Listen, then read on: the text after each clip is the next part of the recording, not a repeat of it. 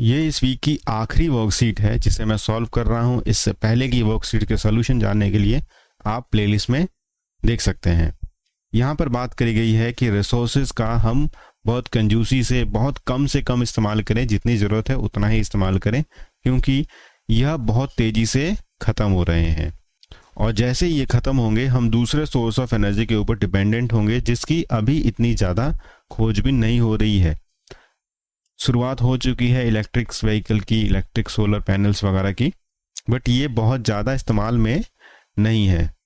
तो कुछ तरीके बताए गए हैं यहाँ पर नेचुरल रिसोर्सेज को बचाने के लिए।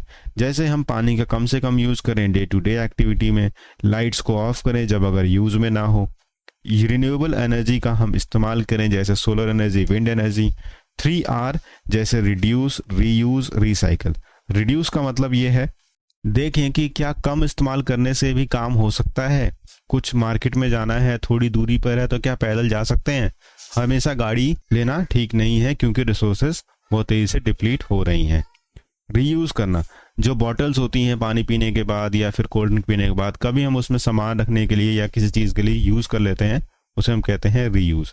रिसाइकल बहुत अच्छी चीज़ है।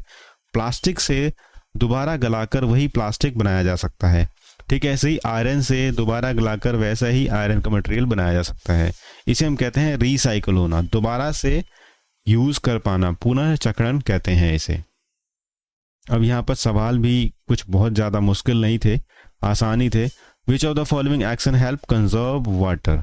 पानी को बचाने के लिए हमें डे टू डे एक्टिविटी में पानी की कम से कम ज़रूरत करनी चाहिए। हमें लाइट्स को ऑफ क्यों करना चाहिए?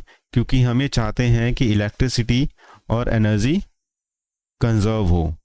इनमें से कौन सा एक एग्जाम्पल है रिन्यूएबल एनर्जी का जो न्यू होता रहता है हर दिन? ये है आपका B, solar panels to generate electricity. तो ये हो गया आपका आंसर सी, बी और पी।